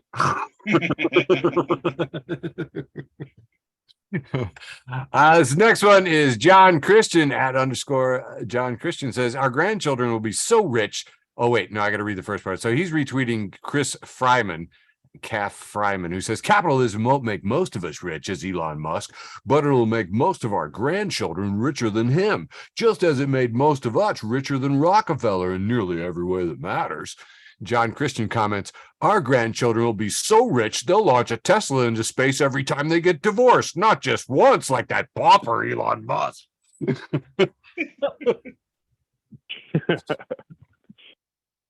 Mike Ingram from Everyone back in the show says, I mean, where's the lie? Bendy at the doofus says, white dudes don't understand what's wrong with cultural appropriation, but will freak the fuck out if you wear a band shirt without knowing any of the band's songs. Said twat Elon. It says, this is Elon Musk. Elon wanted a new payment method on the internet, so he created PayPal. Elon wanted an innovative electric car, so he founded Tesla Motors. Elon wanted to give people the chance to go to space, so he created SpaceX. Elon isn't complaining now how bad the world is. Elon is changing the world. Be like Elon, addicted to success. And then we see Robert Downey Jr. underneath pointing upward, and it says, none of these are true. Right. Yeah. Which is just so on point. Thank you, Stephen Abram, friend of the show, for posting that one, bring it to our attention. James Fell, friend of the show, James Fell. He's the foul-mouthed historian, wrote this piece, and I know it looks long, but it's on daylight savings time, so I've got to do it. It says, fuck daylight savings time. Fuck it in every hole. Fuck it with a cactus. Actually, wait, fuck standard time. Let's stick with daylight. Look, I'm at the 51st parallel and don't want the goddamn sun coming up at 4 a.m. in June. Just fucking pick one and stick to it, okay? It's probably apocryphal, but the story goes that a Native American was told the reason behind daylight savings time, and he said only a white man would believe that you could cut down the foot of a blanket, sew it to the bottom, and have a longer blanket. Whether this was said or not, that is one true goddamn statement. Hey, George Hudson, I know you're dead, but fuck you. You should have stuck to your fucking bugs and not fucked with time. British-born New Zealander Hudson was an amateur entomologist who did shift work and wanted more daylight to look for bugs. So in 1895, he said, hey, everyone, let's fuck with the clock so I can get better to dig up fucking ants and centipedes and shit because it's all about me, asshole. A couple of Canadian cities began toying with daylight savings time as early as 1908 because Canadians could be assholes too. But it wasn't used at the national level till April 30th, Eric Sizemore's birthday, 1916, when the Germans and Austrians were in the middle of a giant fucking war they started. They said, hey, let's be even bigger assholes on the international stage and implement Hudson's dumb as fuck idea, because maybe it would help save coal during a time of war or some shit. A bunch of other European countries soon followed, and here we fucking are. It wasn't created for farmers. That's a myth. Farmers fucking hate it. Listen to the farmers. Not everyone believes daylight savings time to be dumb as fuck. Those people are dumb as fuck. In my opinion, defending changing clocks twice a year is a fucking dumb. We need to stop doing it. There are arguments both for and against it, linking it to shit like heart attacks and car crashes and unproven energy savings and decreased efficiency and computer glitches. And won't somebody think of the poor little children walking to school in the dark? There is no convincing evidence that changing clocks is a good thing. Likewise, proponents saying, fuck, the clock is wrong, and fiddling with buttons to change it while you're driving your Honda Civic to work, and you're tired as fuck because it's too goddamn early on a springtime Monday. You're not paying attention to the road, so you blow a stop sign and take out an old lady and her little Bichon Frise too. Well, those people say the criticisms are overstated. Holy run-on sentence. Where was I? Oh, yeah. Since the pros and cons are so very fucking debatable, then maybe we should just err on the side of not fucking with time. James Fell. Because I love James Fell. That was the most fucked up script for a Doctor Who episode I've ever heard in my life. All I gotta say is I have a new person to hate and enemy of the show, George Hudson. Fuck you, asshole. Friend of the show and OG founder of Facebook for the Blind, George Cruikshank says, repost Grandmaster Trash, exact trash, says, yeah, so the Italians sent a Welsh dude to kill snakes in Ireland, and now cops in America wear Scottish kilts and play Scottish bagpipes in a big parade about alcoholism.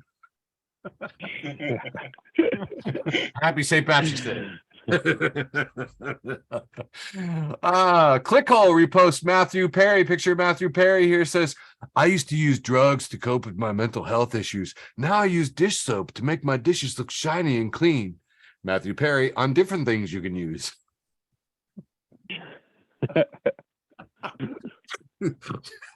He's not altogether wrong, but friend of the show, Marcellus, this one from Still Orange Crushed, who says, 3 suited men in my coffee shop. One of them just said, my personal idea of progress is moving things forward, which is actually just the definition.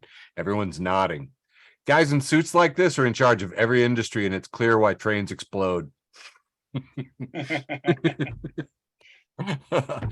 Two-panel imagery from The Office from Victims of Psychedelic Class Warfare and MK Ultra Shitposting Memorial Fund. And if you're not following Victims of Psychedelic Class Warfare and MK Ultra Shitposting Memorial Fund, then where are you getting your Shitposting Memorial Fund info? This is 2 panels, and we have what's her name? Nancy? Anyway, woman in the office. Lady. She's labeled I think religious. it's Pam? Right. So she says she's labeled religious people, and she's screaming, "Stop loving people we don't like." And Steve Carell is labeled Jesus, and he says, "You know what? I'm going to start loving people you don't like even harder." This is oddly Christian. Yeah, it's very Christian name. I know. I liked it a lot. And it's got Steve Carell's like frumpy face with the furrowed brow just going, "You know what?" I like it.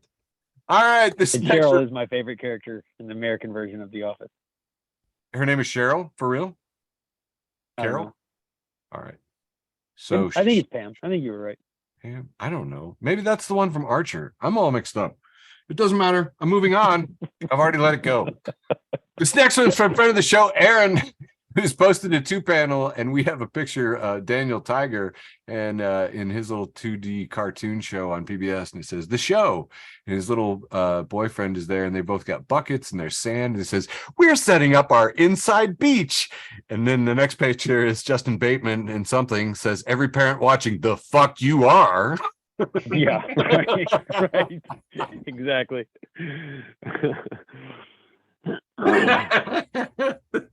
Inside beach. Oh, oldie but a goodie from 6 years ago. Toller Oswald Wolf, performing stand-up, says, "It's crazy how quickly technology changes. In high school, my phone couldn't even take pictures, and now I have a bracelet that tells the police if I leave my house." That's awesome. I love that joke. That's a tight joke. Friend of the show, Rudy, who's not here tonight. Rudy, I asked a question online. She said, "What's the state of sex education in Illinois? Is it comprehensive, fact-based, mandatory, or opt-out?" And I said, "What do you want to learn?" Pervert. 2-panel Kunk on Earth clip. She says, "Dungeons and Dragons is the most popular tabletop game with Americans because it allows them to fulfill their wildest fantasies, like speaking multiple languages or being able to make a living while freelancing." Fake laughter, real pain. KFC, teaching grit, fuck the world, or for the win, depending on how you want to translate FTW. Teaching grit, FTW, KFC is introducing a new dinner bucket with nothing but a hatchet and a single live hand for sensitive boys who need to learn what it takes to be a man. Picture of said chicken and hatchet in a KFC bucket. KFC Road to Manhood. And I have noticed this is very. Look, I'm not trying to be like a super toxic here. I just want to say killing chickens is woman's work on the farm I grew up on. My grandma did that. She taught me how to kill a chicken.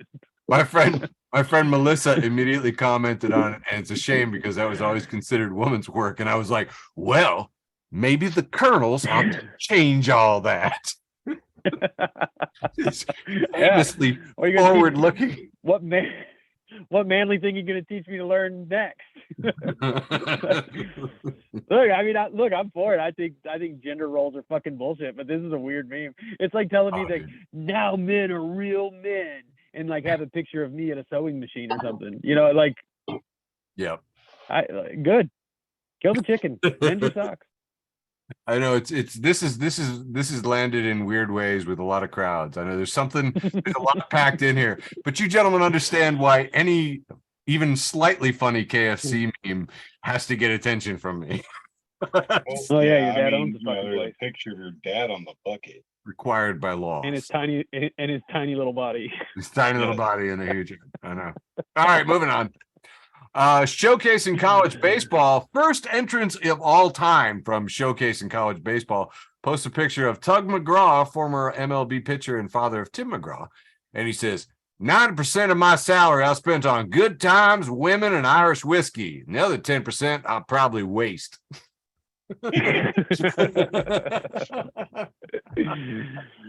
Which I admire. Michael, I would like you to read this one. This is a picture of a man on a motorcycle, and he has two car tires around him, around his Wow. midsection, and his shoulders are almost up to his ears, trying to ride this motorcycle while wearing 2 car tires around his, I don't know how to say it, around his abdomen.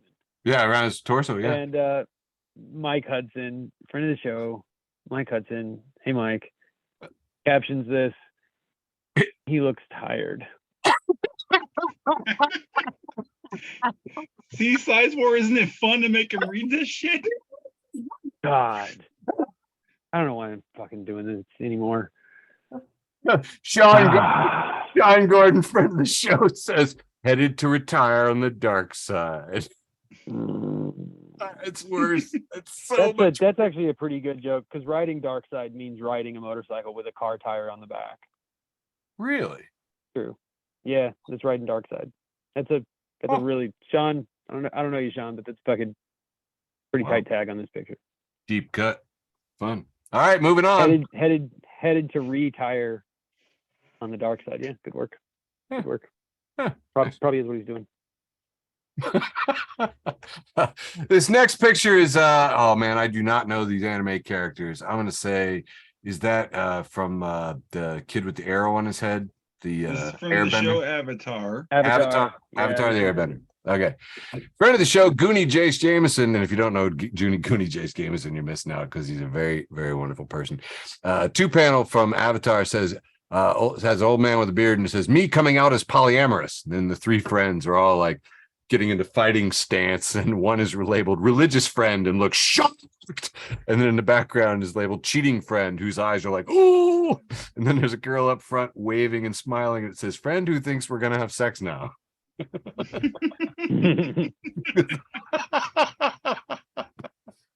tell you, I hear a lot of polyamorous references in the comedy world, and this is the funniest thing so far. It's the best take. This one's great. Watchworthy posted some Mel Brooks movie details. We got a picture here. It says, still a parody. Before making Spaceballs, Mel Brooks asked for George Lucas's permission to parody Star Wars. Lucas was fine with it as long as Lone Star didn't dress like Han Solo. So Brooks dressed him like Indiana Jones instead. And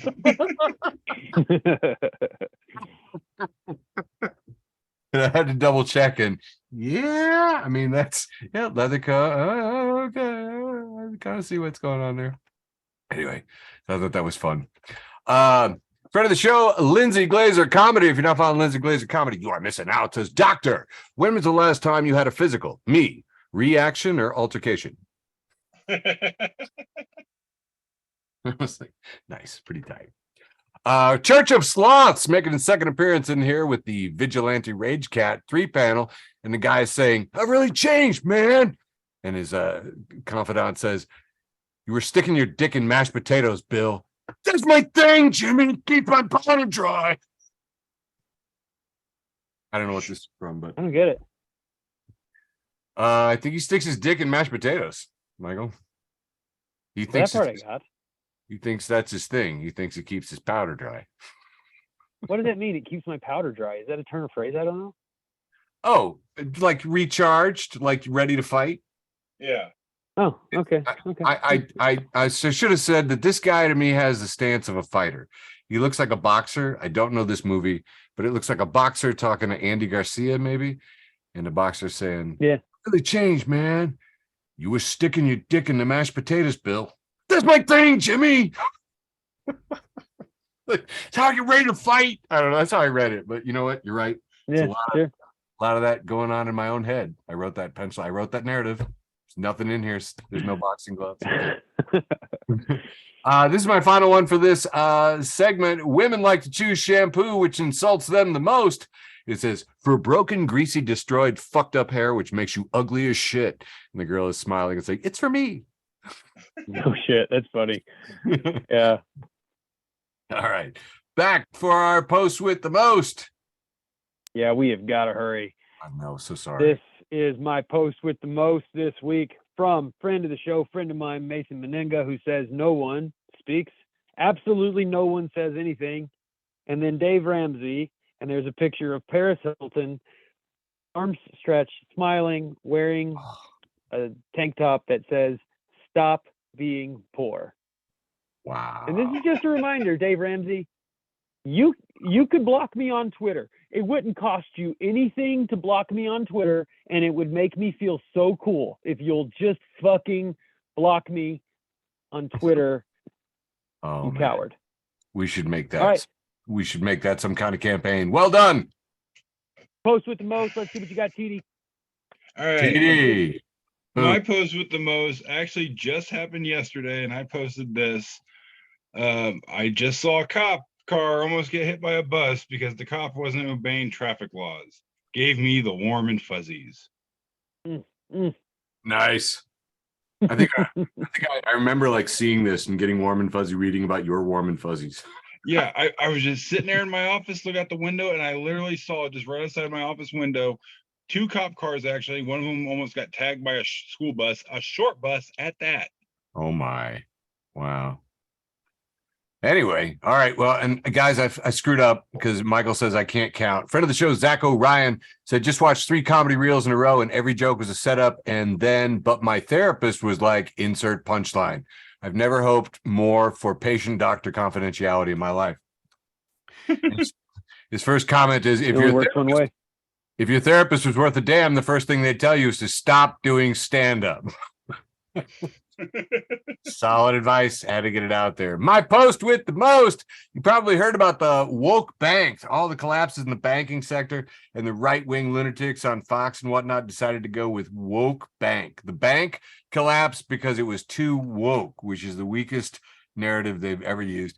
And friend of the show, Andrew Hawkins at Hawk, says, a writer for the Wall Street Journal insinuated that Silicon Valley Bank failed due to its executive leadership team and board of directors focus on, all caps, diversity. Bet you were wondering what that team looks like. Well, Your post with the most really explains White my and pasty, meme. white That was and the Onion article. pasty, white and pasty. Like, and you know, Third Reich failed because of too much diversity. Yeah. So here's the funniest thing about this too. Here's the funniest thing about this is that somebody pointed out, well, a third of them are women folk, and they probably shouldn't be working at all.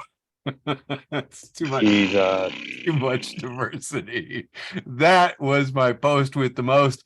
Really a sign of the times. Hey, what's up, man? And that, I believe, fully and totally constitutes an episode of the Facebook for the Blind for March 21st, 2023. Thank you all so much for coming. Mwah! We love you. Love you, George. All right, I got to bounce. I do too.